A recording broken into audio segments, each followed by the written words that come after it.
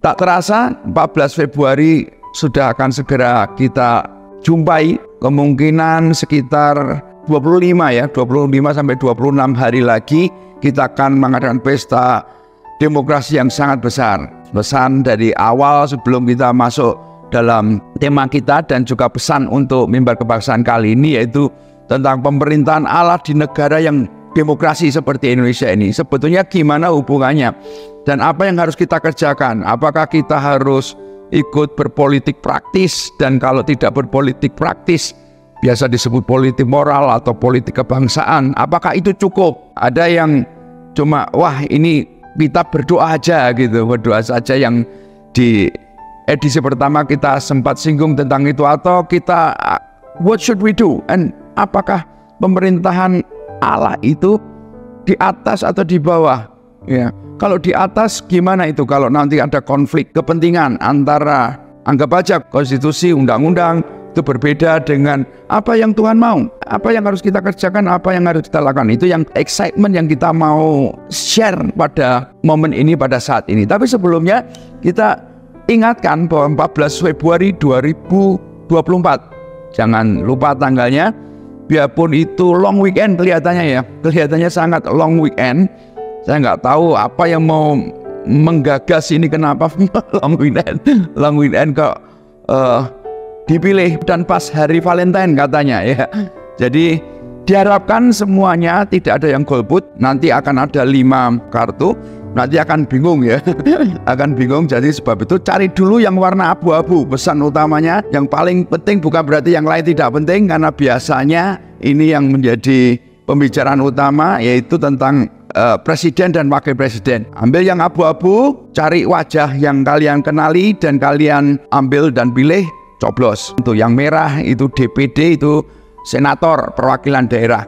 Ya, yang kuning itu DPR RI, kemudian yang biru DPRD provinsi, yang hijau kabupaten kota.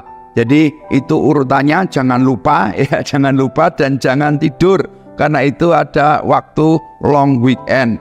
Bagi kalian yang akan pergi ke tempat-tempat lain, diharapkan kalian urus dulu kartu coblosnya itu. Jangan sampai hangus, karena itu adalah harga yang sangat mahal untuk kita bisa nyoblos. Biarpun kita beda pilihan, beda banyak hal, tapi harus nyoblos. Jadi itu kesepakatan kita bersama. Dan dalam konteks itu kita lihat dalam 25 hari ke depan ini, ketika seminggu ini ada peristiwa yang cukup luar biasa juga sebetulnya. Setelah 9 tahun dengan approval rating dari Bapak Presiden Jokowi yang sangat tinggi, tiba-tiba ada isu tentang pemaksulan atau impeachment atau pemecatan itu. Ini luar biasa karena di satu sisi katanya approvalnya masih tinggi, tapi di satu sisi ada isu pemecatan itu. Jadi ini suatu hal yang perlu kita doakan dan kita cermati, karena berkenaan dengan pemilu ini tentunya tensi politik menjadi sangat tinggi, dan juga isu-isu tentang kemunduran demokrasi di Indonesia.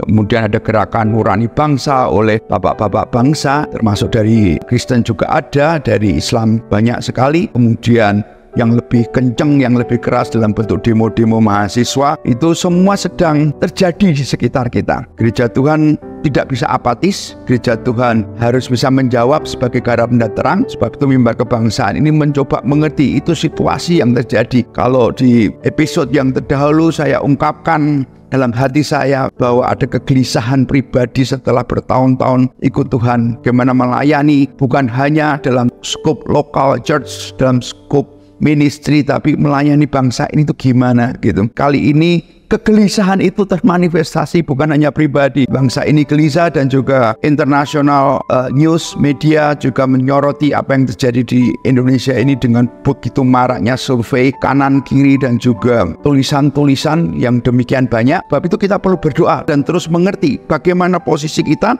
dan apa yang harus dikerjakan. Dan satu lagi isu yang saya amati, yang hati saya juga ada suatu kerinduan Tuhan hadir ya, bahwa 2024 ini ada perubahan landscape yang sangat besar. Karena apa? Ada 64 negara, kurang lebih 64 negara yang betul-betul akan mengadakan pemilu. Dan sudah, Taiwan kemarin sudah, dan yang dipilih adalah presiden, pemimpin yang sedikit atau mungkin banyak berseberangan dengan mainland China, sehingga tensi sangat tinggi. mungkin juga sudah dengar apa yang terjadi di Korea Utara, Kim Jong Un misalnya mengubah konstitusi. Nah, ini kan menjadi isu-isu yang menarik. Kemunduran demokrasi, mengubah konstitusi, kemudian global proxy war. Itu seakan-akan kita melihat di cermin keadaan bangsa ini dengan apa yang terjadi di bangsa-bangsa itu kok sama gitu. Dan jangan lupa masih ada India yang sekarang menjadi negara yang terbesar di dunia yang akan mengadakan pemilu juga di April. Taiwan, Indonesia, India, dan jangan lupa lagi the greatest and the first. Saya sebut greatest bukan berarti yang the best, tetapi kita nggak bisa pungkiri Amerika itu adalah negara demokrasi terbesar dan yang pertama di dunia modern ratusan tahun akan mengadakan pemilu yang sangat keras di akhir tahun ini. Jadi 2024 kita percaya ada satu season, satu masa yang sangat penting. Kenapa kita perlu menyadari lagi tentang konsep-konsep yang dasar tetapi sangat penting untuk kita ulang kembali tentang pemerintahan Allah. Sebetulnya gimana melihat keadaan dunia ini? Papua Nugini dan Yaman mengalami chaos yang besar gitu. Di mana Allah dalam peperangan ini? Tentunya masih Israel dan Palestina, tentunya Ukraina dan Rusia. Bagaimana pemerintahan Allah? Bagaimana kalau kita hidup dalam pemerintahan, kita hidup dalam negara lebih tepatnya yang pemerintahannya sangat opresif. Misalnya kayak zamannya Paulus, kita hidup di zamannya Kaisar Nero. What should we do? Kita bersyukur sekarang ini baru isu. Sekarang ini baru kita rasakan sedikit kegerahan demokrasi ini ya, saya sebutnya kegerahan, kepanasan demokrasi di bangsa kita. Tapi relatif kita masih punya indeks demokrasi yang cukup bagus. Kita masih punya yang akan mengadakan pemilu. Kita masih bisa berjalan-jalan dengan baik. Tapi apakah itu akan berlangsung terus? Apakah itu akan berjalan terus? Kita bayangkan kalau negara ini kemudian menjadi negara yang tertutup seperti Korea Utara. Tentunya kita tidak mengharapkan itu. Itu kenapa ada yang disebut indeks demokrasi untuk melihat, untuk mengerti sampai di mana semakin jelek indeks kita, semakin otoriter pemerintahan, maka semakin kita akan jauh dari apa yang kita alami sekarang. Nah, itu menjadi dinamika dan dialektika kita bersama untuk kita berpikir tentang pemerintahan Allah itu. Oke? Jadi, mari sama-sama kita excited. Kata pemerintahan Allah itu apa sebetulnya? Yang pertama yang mau saya sharekan untuk kita mau masuk di dalam the mind ya, dalam pemikiran-pemikiran itu, pemikiran-pemikiran pemerintahan Allah. Kata kerajaan Allah dan kata pemerintahan Allah itu dalam konteks ini menurut saya adalah sesuatu yang bisa dirubah-rubah. Pemerintahan Allah itu adalah kerajaan, kerajaan itu adalah pemerintahan. Dan kalau kita belajar secara teologis, sebetulnya ini bukan hal baru. Baik dari konservatif sampai ke yang Pentakosta, liberal pun mengerti bahwa pemerintahan Allah itu ada dan harus dilakukan dan dikerjakan di muka bumi ini. Lalu seperti apa bentuk pemerintahan Allah itu? Dan bagaimana kalau itu clash gitu dengan pemerintahan yang ada sekarang? Apakah sekarang ini Tuhan sedang memerintah atau nanti 1000 tahun lagi?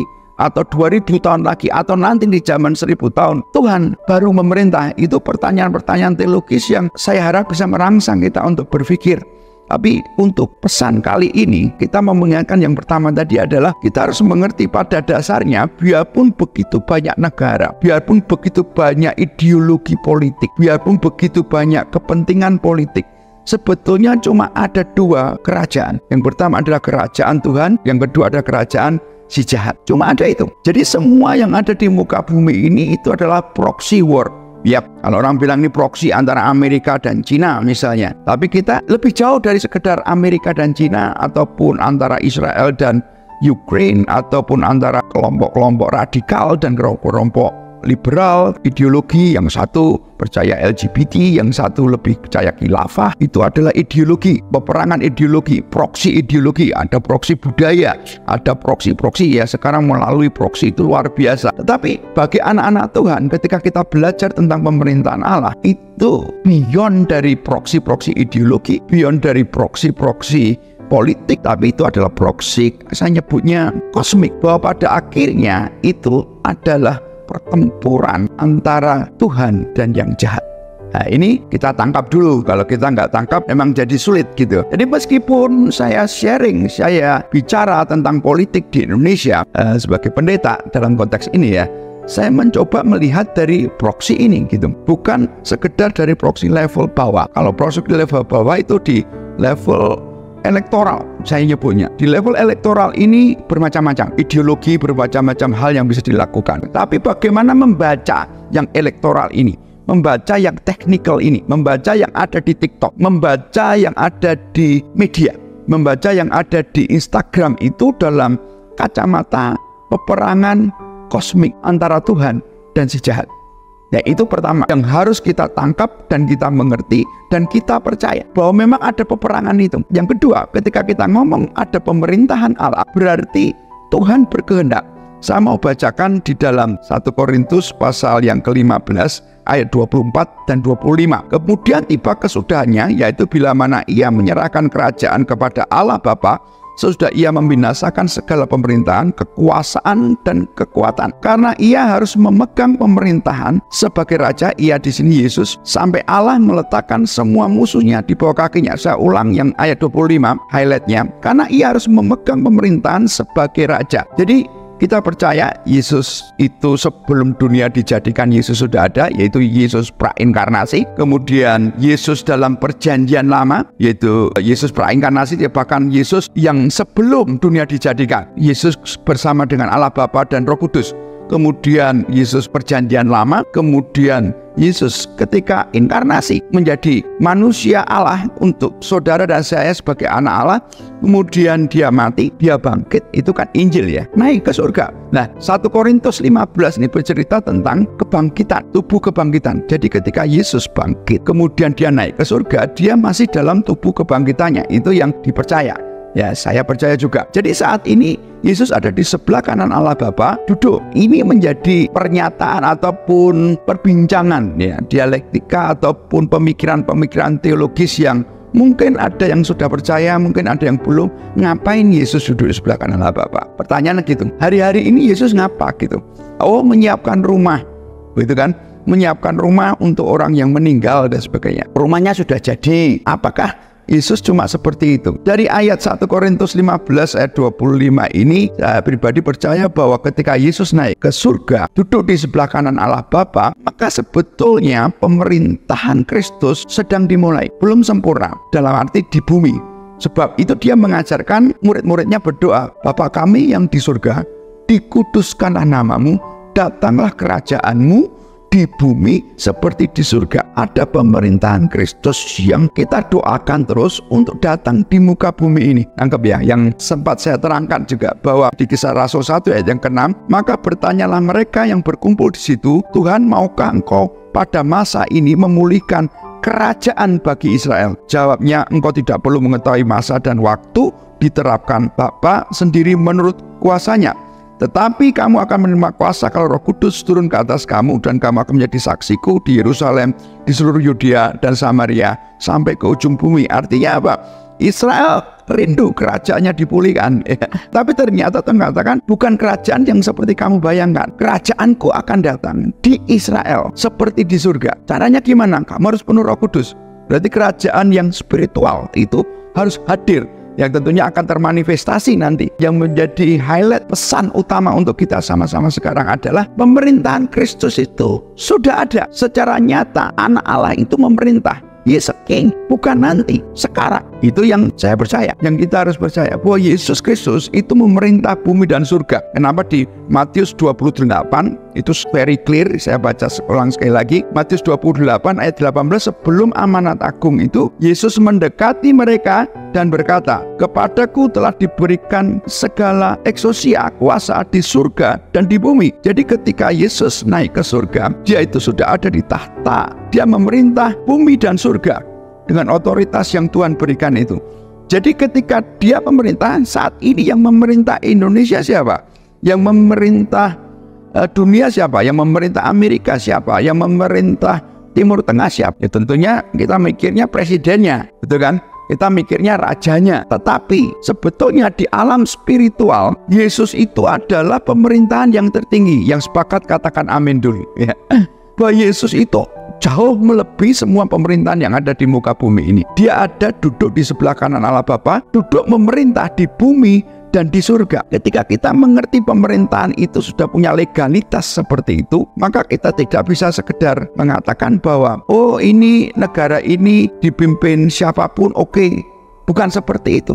Artinya apa? Saya percaya bahwa pemerintahan surga, yang pertama tadi saya bicara ada 2 kingdom, yang kedua saya bicara tentang pemerintahan Kristus itu bukan nanti tapi sekarang, yang ketiga ini saya mau katakan untuk kita bersama-sama bahwa kalau pemerintahan Kristus sudah established, Matius 28 ayat 18 tadi mengatakan sudah diberikan otoritas itu kepada Kristus, kepada anaknya yang adalah kepala gereja, maka pemerintahan itu punya keputusan yang menarik ya. Maka pemerintahan yang di bawahnya itu sebetulnya harus menurut dengan pemerintahan Kristus ini. Jadi sebetulnya kalau kita kembali dalam konteks pemilu Indonesia, Tuhan mau milih yang mana? Nah, ini jadi akan menarik menjadi pembicaranya. Tuhan Yesus mau yang mana? Tuhan Yesus mau 01 Anies dan Amin, atau Tuhan Yesus mau yang 02 Prabowo dan Gibran, atau Tuhan Yesus mau yang ketiga Ganjar dan Mahfud.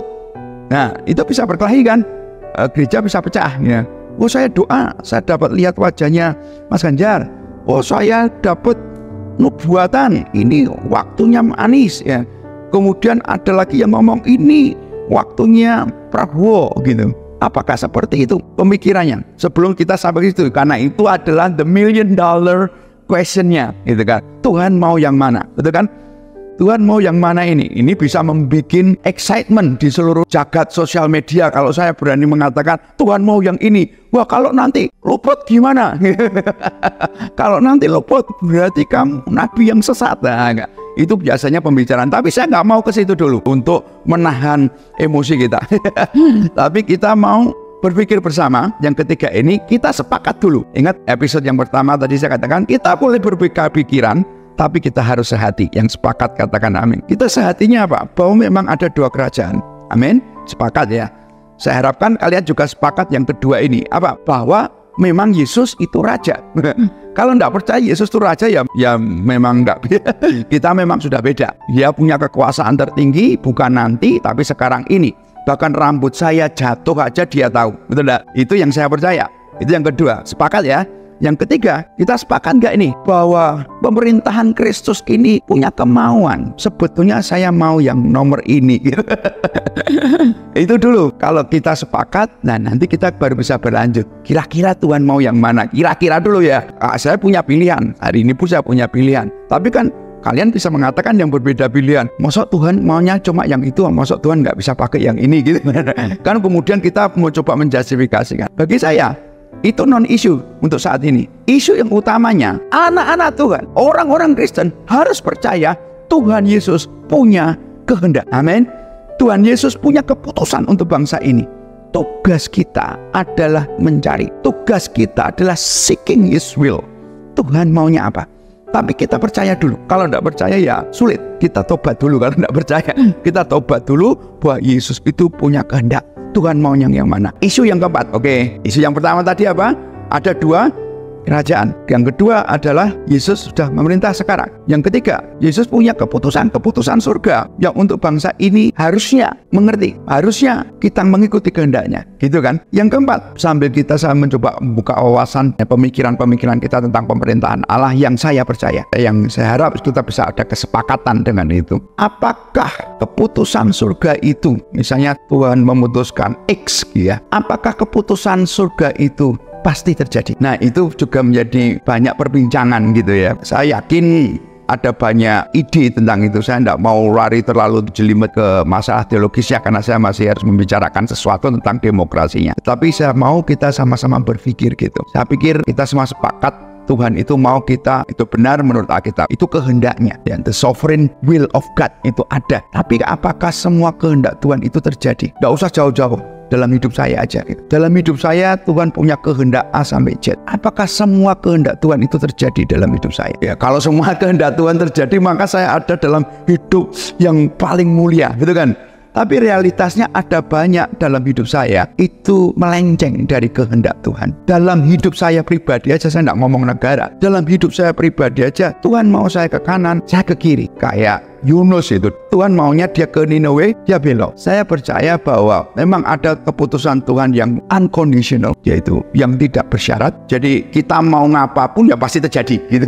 Pasti jadi, udah pasti. Yesus pasti datang. Iya, percaya atau tidak percaya Yesus mau datang, Yesus pasti datang, gitu kan. Tetapi ada yang tidak percaya, ya enggak, monggo aja. Keputusan Tuhan di Alkitab ini yang pasti terjadi, dan the sovereign will of God. Tapi ada keputusan Tuhan yang unconditional, dan tidak banyak yang bisa menerima dengan baik unconditional decision. Saya hanya punya keputusan yang harusnya direspon. Dan saya melihat bahwa dalam kehidupan berbangsa pun ada yang conditional, ada yang unconditional. When the timings come, ketika waktunya tiba, kita mau ngapapun ya sudah, itu pasti terjadi ya. Dalam konteks ini kita kadang sulit untuk memutuskan, untuk melihat mana keputusan Tuhan yang conditional, mana keputusan Tuhan yang unconditional. Dan supaya lebih aman ya, supaya lebih aman, dan itu yang saya ajarkan dan saya hidupi dalam konteks pemilihan umum, saudara, yang dikasih Tuhan. Dalam konteks siapa yang harus kita pilih, nomor 1, nomor 2, atau nomor 3. Tuhan mau yang mana? Maka saya yakin Tuhan punya kemauan. Nomor 3 tadi ya, kerinduan. Dan saya percaya juga bahwa keputusan itu harus direspon masyarakat Indonesia, anak-anak Tuhan terutama. Jadi apakah keputusan Tuhan itu gagal dalam tanda kutip? Unfortunately, dalam pemikiran saya, dalam teologi yang saya pikir, yes. For the time being, untuk waktu itu Tuhan punya rencana. Sebagai contoh, Tuhan itu tidak pernah merencanakan atau mendesain Israel itu masuk Babilonia. Tapi karena kebebalan, kata Alkitab, karena tegar tengkuknya Israel itu, maka dia dibawa ke Babilonia. Dan Israel tidak respon dengan baik. Bagaimana kita bangsa Indonesia bisa respon dengan apa maunya Tuhan untuk Indonesia ini? Saya ulang sekali lagi. Bagaimana kita bisa respon seperti apa yang Tuhan mau? Tuhan maumu apa? Tuhan maumu apa? Seperti di episode pertama saya katakan, bukan tentang winning or losing, tapi tentang right or wrong. Tuhan mau yang mana? Tuhan mau apa yang kerjakan? Bukan sekedar nyoblos, bukan sekedar memilih, tapi Tuhan apa yang mau saya kerjakan di bangsa ini. Nah, pemerintah ini luar biasa. Sebab itu dikatakan Mazmur 103:19, Tuhan sudah menegakkan tahtanya di surga dan kerajaannya berkuasa atas segala sesuatu. His kingdom itu berkuasa atas segala sesuatu. Kemudian ada di Amsal 16:33 ya. Undi dibuang di pangkuan, tetapi setiap keputusan berasal daripada Tuhan. Tuhan itu sovereign, berkedaulatan. Dia melihat semuanya. Dia punya keputusan atas segala sesuatu. Tugas kita sekeras-kerasnya, sebaik-baiknya, sebenar-benarnya kita cari hatinya Tuhan. Kemudian kita mengambil keputusan and do it. That's right. Jadi begitu kita ada di dalam kehendak Tuhan, it's not about winning or losing. Itu menarik, saudara. Tuhan maunya A, dan kita tahu itu maunya Tuhan A. Maka kita ikut A. Ternyata A kalah. It doesn't matter dalam hitungan teologi saya. Itu tidak penting. Karena yang paling penting Tuhan mau. Aku mau yang ini. Kamu pilih yang ini. Gitu, saudara.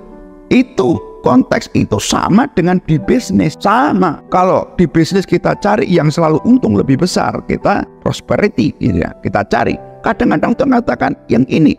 Orang katakan hidupmu tidak seberhasil yang ini gitu. Tidak, dalam kehendak Tuhan itu adalah segalanya dalam kehidupan orang percaya. Our King, Raja kita, punya kehendak. Nah, ini yang harus kita tangkap dulu, saudara. Teman-teman yang dikasih Tuhan, ini yang harus kita sama-sama sepakati, bahwa dia punya kehendak, dan kehendak itu harus kita respon. Jadi intinya di satu kata ini, respon. Respon yang benar, respon sesuai apa yang maunya Tuhan. Oke, kita cari sama-sama, kita fight sama-sama, kita desain sama-sama, kita diskusikan sama-sama dalam konteks teknis. Lihat rekam jejak secara logika, kita lihat siapa ini secara teologis, kita coba lihat betul-betul. We have to do our homework. Kita harus mengerjakan, tidak sekedar, itu intinya, nggak cuma sekedar A atau B, tetapi kita doing our homework, kemudian kita sepakat dengan our inner circle, ya, kemudian kita ambil keputusan yang sesuai, dan ketika kita melakukannya, kita sedang melakukan kehendak Tuhan dalam hidup kita. Dan ini luar biasa, saudara. Saya lompat dulu dengan demokrasi. Tadi kan pemerintahan Allah dalam negara demokrasi. Demokrasi ini dikatakan mundur. Demokrasi ini dimulai sekitar abad 500, zamannya Yunani kuno, ya, negara demokrasi yang pertama. Prinsipnya ada banyak teori, tetapi yang saya mau katakan ada 5 prinsip sederhana, ya. Yang pertama, demokrasi itu kekuasaan berasal dari rakyat, bukan dari top down, tapi dari grassroots, itu demokrasi. Ada kesetaraan di hukum. Kemudian yang ketiga, pemilihan umum yang bebas dan adil. Ya, berarti semua orang berhak memilih dan harus adil. Yang keempat, ada namanya pembagian kekuasaan, yudikatif, eksekutif, legislatif. Kemudian yang kelima, jaminan hak asasi manusia, boleh berbicara, boleh ngomong, nggak ditangkap. Kalau yang liberal, ngomongnya semakin sembarangan. Di Indonesia ini yang dipermasalahkan, semakin kita tidak ada freedom, maka demokrasi itu semakin mundur. Itu sistem negara demokrasi. Jadi apakah demokrasi itu cuma satu-satunya bentuk? Tidak, ada banyak bentuk pemerintahan. Ada demokrasi rakyat, ada yang namanya monarki. Nah, ini harus dibedakan dulu. Yang saya sebut pemerintahan Allah tadi itu mirip dengan monarki, teokrasi dalam konteks Tuhan memilih satu orang untuk menjadi raja, atau kalau monarki sendiri itu raja di atas segalanya. Ada namanya aristokrasi, kekuasaan tertinggi dimiliki oleh sekelompok orang yang berkedudukan, itu agak sedikit berbeda dengan oligarki. Dan monarki teokrasi saya nyebutnya, seperti kerajaan agama gitu. Mungkin agak sedikit sama dengan Inggris di zaman itu, sehingga akhirnya dianggap raja atau ratu itu adalah manifestasi dari Kristus sendiri, sehingga lahir perang salib itu. Saya tidak percaya bentuk-bentuk pemerintahan monarki teokrasi ini. Teokrasi yang saya anut adalah spiritual. Yang saya sebutkan tadi pemerintahan Allah. Dia memerintah ya, di bumi di surga, di Indonesia di surga, bukan melalui sistem lembaga-lembaga tertentu, tetapi the kingdom is within you. Pemerintahan Allah itu ada dalam pribadi orang-orang percaya itu. Sebab itu ketika kita punya freedom, kenapa saya sangat mendukung dan sangat percaya bahwa sistem pemerintahan yang sangat mendekati Alkitabiah dalam sebutnya, supaya pemerintahan Allah itu bisa terjadi, maka Tuhan harus membuat sistem, menyiapkan sistem di mana anak-anak Tuhan secara bebas bisa mengekspresikan kehendak Tuhan. Saya ulang sekali lagi. Sistem pemerintahan yang disiapkan Tuhan adalah sistem pemerintahan demokrasi yang bebas, di mana anak-anak Tuhan yang di dalamnya ada the kingdom itu, ada pemerintahan Allah itu, bisa dipakai Tuhan menjadi pemerintahannya.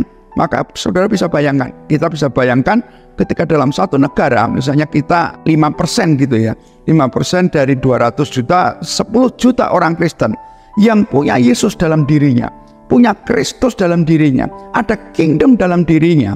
5% ini cukup. Bahkan kadang Tuhan tidak minta 5% semuanya. Kadang Tuhan apa yang disebut the remnant, orang sisa atau the critical mass, or jumlah yang cukup itu cukup untuk mendatangkan kerajaannya surga di sini datang. Di Indonesia seperti disukai ini powerful, saudara. Hanya bisa terjadi kalau kita anak-anak Tuhan secara bebas bisa mengekspresikan apa yang Tuhan mau. Seperti ini sekarang saya di YouTube bebas menyampaikan yang menurut saya adalah kehendak Tuhan untuk bangsa ini. Kebebasan itu yang harus kita jaga. Begitu kebebasan ini semakin otoriter, maka kita harus mencegah pemerintahan yang otoriter. Dan salah satu yang menjadi concern ke kasus yang terjadi di bangsa kita adalah ketika eksekutif, yaitu presiden, dengan legislatif, yaitu DPR, dengan yudikatif, yaitu Mahkamah Konstitusi, kemudian Mahkamah Agung dan pengadilan, itu tersentral kepada satu kekuasaan, maka terjadi ketidakseimbangan.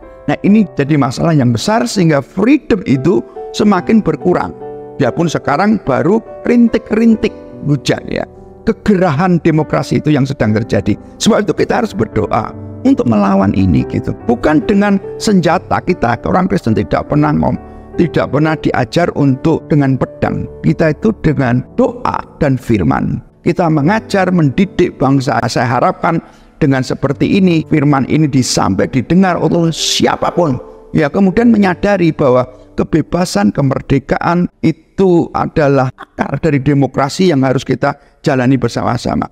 Freedom ini harus dijaga. Seorang bernama Friedrich Schleiermacher mengatakan bahwa teologi praktika adalah ilmu positif dalam pendirian prinsip di bawah ketentuan kepemimpinan gereja sebagai perwujudan pemerintahan Allah di dunia.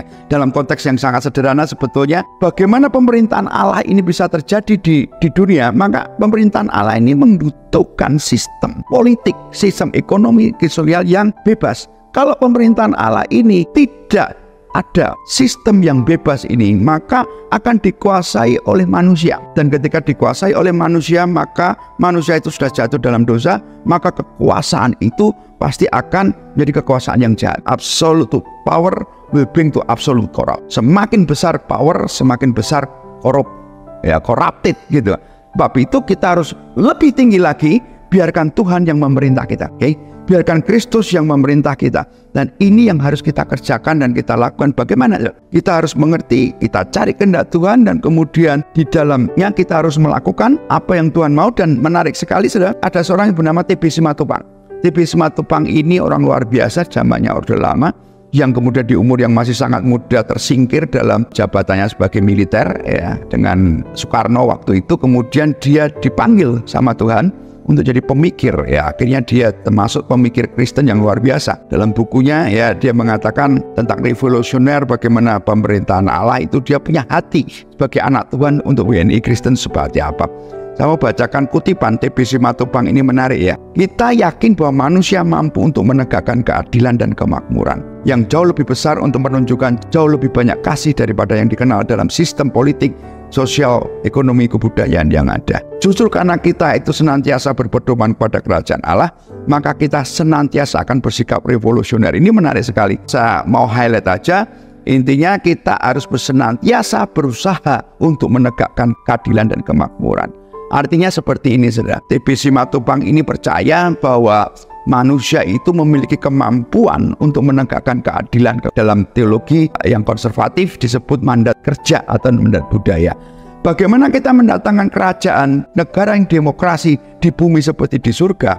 Maka kita, anak-anak Tuhan, tidak boleh apatis. Anak-anak Tuhan harus bergerak, berusaha untuk menegakkan keadilan sesuai dengan koridor-koridor konstitusi yang sudah ada. Kita harus bergerak untuk mengerjakan apa yang Tuhan mau dan yang Tuhan lakukan. Terutama banyak yang orang mengatakan bergerak itu dipikir cuma demo. Tidak, saudara. Sebetulnya beyond itu semua adalah kita berdoa, kita menyembah dan sepakat dalam tata Tuhan. Kita menyatakan kehendak Tuhan, mendoakan apa maunya Tuhan itu. Itu di tataran prayer, di tataran doa. Tapi tidak hanya di tataran doa, ada beberapa orang yang terpanggil di tataran misi. Nah, ini yang saya lakukan. Saya mulai mengajarkan kebenaran yang saya anut, kebenaran yang saya percaya, supaya semakin banyak orang tidak sembarangan memilih, tapi mencari kehendak Tuhan. Ada yang dipanggil di level nation building, di prayer, mission, nation building. Itu sudah praktis. Nah, mengusahakan dengan betul-betul terjun.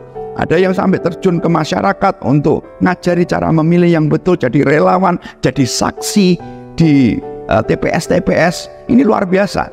Itu semua adalah wujud-wujud, bentuk-bentuk bagaimana kita berusaha. Oke, itu yang bisa saya sampaikan. Dan yang terakhir yang hendak saya sampaikan adalah kisah dari Samuel yang sangat luar biasa ini. Samuel dengan Daud ini, bagaimana Samuel itu adalah orang yang mengangkat Saul sekaligus memecat Saul. Padahal Samuel cuma sendiri. Kalau kita belajar, Samuel itu ada di zaman-zaman akhir hakim-hakim sebelum muncul raja-raja. Dia itu adalah nabi, dia itu sekaligus imam dan sekaligus raja. Jadi betul-betul orang yang sangat powerful, dipakai Tuhan, perwujudan pemerintahan Allah. Jadi sebagai contoh yang sangat bagus di Perjanjian Lama. Dan kita tahu pada akhirnya cukup satu Samuel, perhatikan ini mungkin highlightnya, cukup satu Samuel yang mengerti hatinya Tuhan dan mengerti dipakai Tuhan. Anointing yang luar biasa. Saya tahu itu Perjanjian Lama, tapi anointing yang sama, pemerintahan yang sama, itu ada di Perjanjian Baru. Ketika anak-anak Tuhan, the remnant, orang-orang sisa ini mengerti dan memakai otoritasnya, maka otoritas itu bisa memecat dan mengangkat raja. Bukan kita yang mengangkat, bukan kita yang memecat, bukan kita yang menyingkapkan kegelapan, bukan. Tuhan sendiri. Tapi dia membutuhkan tubuh Kristus, dia membutuhkan gerejanya sebagai tubuhnya, sebagai pemerintahnya di bumi seperti di surga, yaitu saudara dan saya. Dan sistem demokrasi yang bebas, hak yang bebas ini menurut saya diizinkan Tuhan selama ratusan tahun terakhir ini, sehingga sampai hari ini influence dari pemerintahan barat itu masih terasa sekali. Karena itu adalah influence dari kebebasan manusia mampu menciptakan sesuatu yang sangat luar biasa. Selama ratusan tahun terakhir ini, teknologi semakin luar biasa, peradaban semakin luar biasa. Tapi ketika Amerika mulai meninggalkan Tuhan, apa yang terjadi? Amerika going down. Ketika Amerika mengizinkan perkawinan sesama jenis, negara demokrasi itu tiba-tiba menyangkal pemerintahan Allah. Apa yang terjadi, saudara? The clash of kingdom. Dan itu bisa terjadi di Indonesia. Kalau Indonesia menolak nilai-nilai pemerintahan Allah, maka akan terjadi clash of kingdom. Maka seperti yang terjadi di Amerika, pemerintahan itu akan goncang dan masyarakat akan menjadi tidak damai. Ketika kehendak Tuhan tidak dilakukan, maka yang terjadi di luar kehendak Tuhan itu tidak ada yang baik. Yang sepakat katakan amin.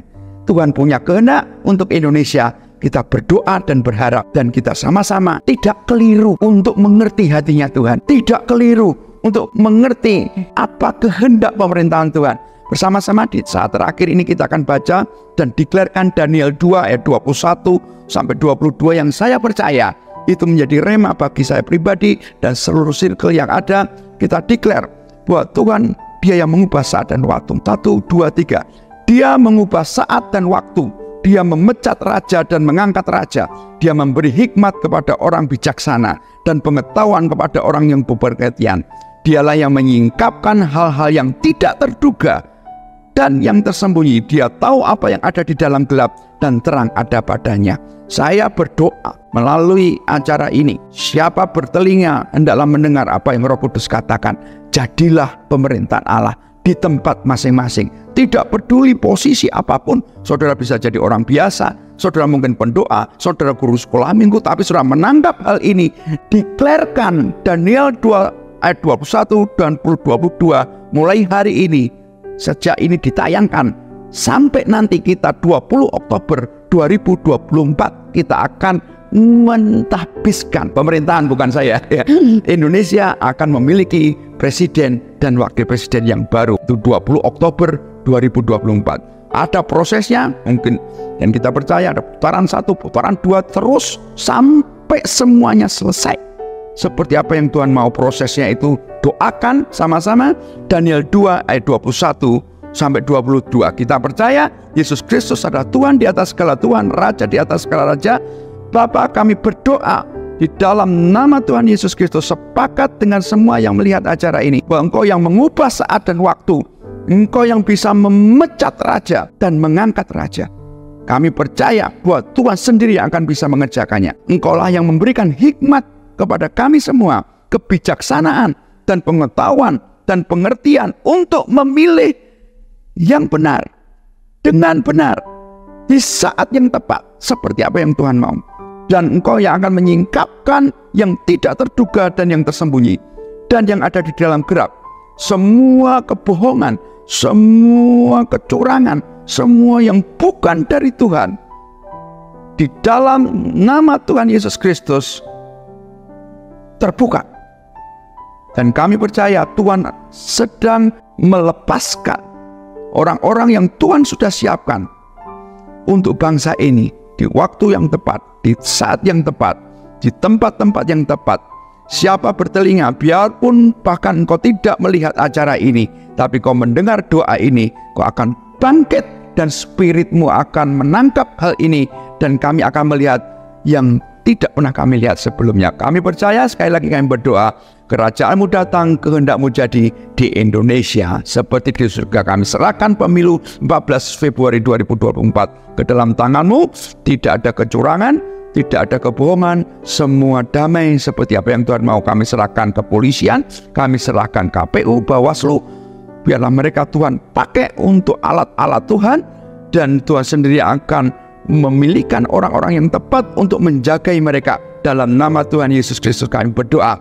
Dan semua yang sepakat, semua katakan amin. Amin.